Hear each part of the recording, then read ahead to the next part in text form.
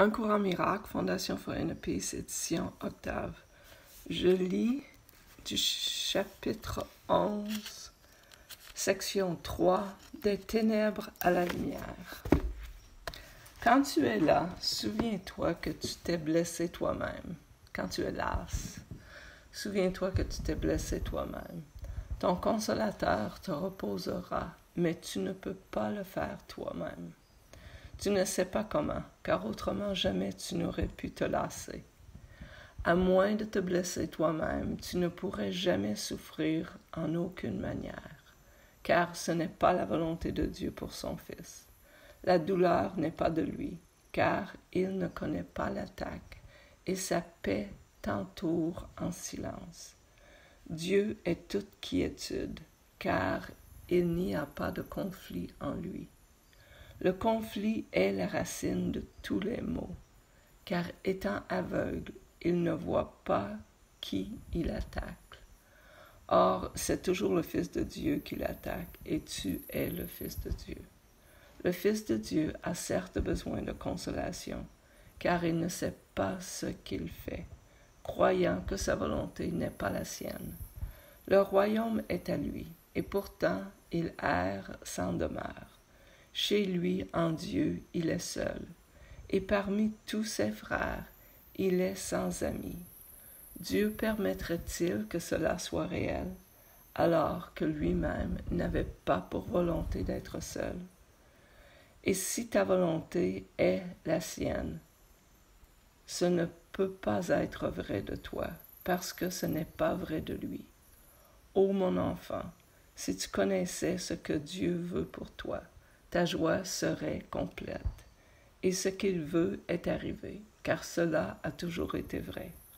Quand la lumière vient et que tu as dit « La volonté de Dieu est mienne », tu verras une belle beauté que tu connaîtras, qu'elle n'est pas de toi.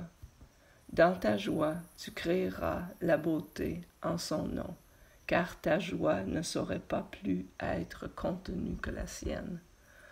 Ce morne petit monde s'évanouira dans le néant, et ton cœur sera si plein de joie qu'il bondira jusqu'au ciel et jusqu'en présence de Dieu. Je ne puis te dire à quoi cela ressemblera, car ton cœur n'est pas prêt. Mais je peux te dire que te rappeler souvent ce que Dieu veut pour lui. Il le veut pour toi, et ce qu'il veut pour toi est à toi. Le chemin n'est pas difficile, mais il est très différent. Ton chemin est celui de la douleur, dont Dieu ne connaît rien. Ce chemin est certes difficile et très solitaire. La peur et le chagrin sont tes invités, qui t'accompagnent et demeurent avec toi en chemin. Mais ce sombre voyage n'est pas la voie du Fils de Dieu. Marche dans la lumière et ne vois pas ses sombres compagnons, car ce ne sont pas des compagnons convenables pour le Fils de Dieu qui a été créé avec la lumière et dans la lumière. La grande lumière t'entoure toujours et irradie de toi.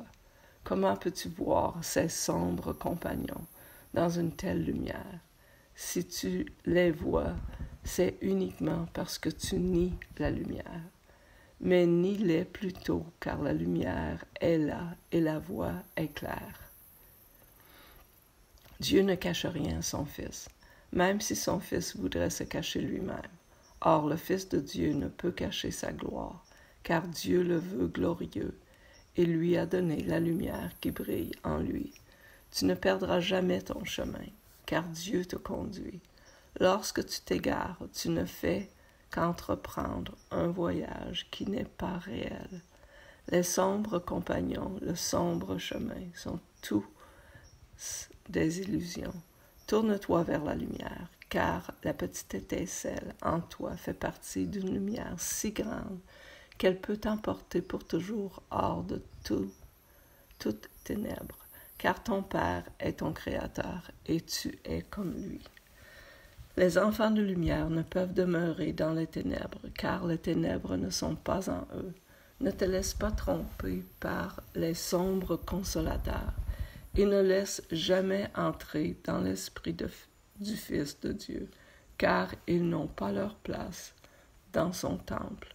Quand tu es tenté de le nier, souviens-toi qu'il n'y a pas d'autre Dieu à placer devant lui, et accepte en paix sa volonté pour toi, car tu ne peux pas l'accepter autrement. Seul peut te consoler le consolateur de Dieu. Dans la quiétude de son temple, il attend de te donner la paix qui est à toi. Donne sa paix pour pouvoir entrer dans le temple et la trouver là qui t'attend.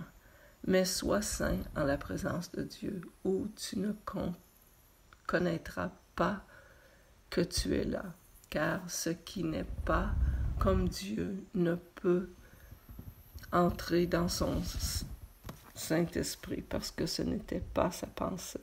Par conséquent, cela ne lui appartient pas. Et ton esprit doit être aussi pur que le sien si tu veux connaître ce qui t'appartient. Garde son temple soigneusement, car Dieu lui-même y habite et demeure en paix.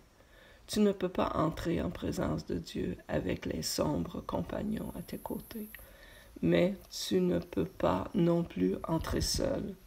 Tous tes frères doivent entrer avec toi, car tant que tu ne les as pas acceptés, tu ne peux pas entrer, car tu ne peux pas comprendre l'entièreté à moins d'être entier. Et nulle partie du Fils ne peut être exclue s'il veut connaître l'entièreté de son Père. Dans ton esprit, tu peux accepter la fidélité tout entière et la bénir avec la lumière que ton Père lui a donnée. Alors tu seras digne d'habiter avec lui dans le temple, parce que c'est ta volonté de ne pas être seul. Dieu a béni son Fils à jamais. Si tu le bénis dans le temps, tu es dans l'éternité. Le temps ne peut te séparer de Dieu si tu l'utilises au nom de l'Éternel. Merci.